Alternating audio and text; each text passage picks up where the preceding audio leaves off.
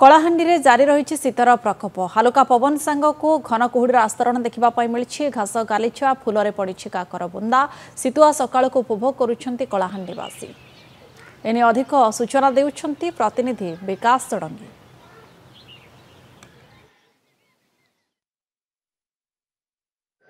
कलाहांडी को छुईची पहली शीत आउ पहली शीतर कुहुड़ीर पतला आस्तरण रे एबे घोड़े होईची कलाहांडी। शीत आसवा परे कलाहांडीर प्राकृतिक सौंदर्य भरी होईची आउ एबे शीत को मजा नेउछंती युवगोष्ठी। आम भवानीपाटना सहर हिलटाउन अंचल रहीचु। मु कैमरा पर्सन को कहबी चित्र देखेबे जे समस्ते शीत को किभली भाव रे शीतर मजा नेउछंती एवं शीत को किभली भाव रे तार शीतर मजा नेबा सहित एक्सरसाइज करछंती शारीरिक व्यायाम करछंती सेने आलोचना करिबा आम सहित किछि भवानीपाटनार सदस्य रही जो मैंने सकाळु सकाळु आसिकी व्यायाम करुछंती हिलटाउन अंचल रे। आज्ञा स्वागत करछि नंदीगोष्ठी को। कौन कहबे शीत आसीछि?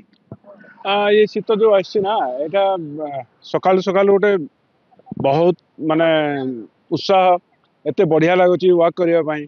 आ एटमॉस्फियर देखो केते चेंज हो जायछि। 2-3 दिन हला शीत जो स्टार्ट हेछि एटा बहुत बढ़िया लागुची। आ समस्त पूरा हम एंजॉय कर हम तो फैमिली संगे सब दिन वॉक कर जाउछु मॉर्निंग वॉक करछु समस्त आ बहुत बढ़िया लागुची। देखो तो केते माने भाई भौणी माने समस्त एटा करछंती। Thank you. सदस्य रही आवश्यक कहवा आज्ञा कौन कहबे शीत आसवा सहित कलाहांडीर प्राकृतिक सौंदर्य को देखा तो केते मनमुग्धकर होईछि। एबे तो प्राय 2 दिन हला ठंडा आसी जायछि। आमे गोटे टी शर्ट पिंधि के नॉर्मल आस्तुलो आज स्वेटर टोपी सब पिंधि के आसु आ शीत आसले वॉक करवा लगी एक्सरसाइज करवा बहुत भल लगुची। आउ ए जो ठंडा पड़ी आसला ना आमर कलाहांडी प्राकृतिक सौंदर्य पूरा बहुत बढ़िया लगुची भल परिवेश लगुची। आमर इे जो फुली झरण जाकम अच्छी इको टूरिज्म मान अच्छी से आमर पर्यटक मैंने आसबार लगे प्राय ट्रावेलिंग गाड़ी वाले बहुत पर्यटक आसते भोजी भात करने ये आम डालगोमा जोटा अच्छी सगड़ा पाखे से प्राय मैंने भोजीर आसर जमी गला।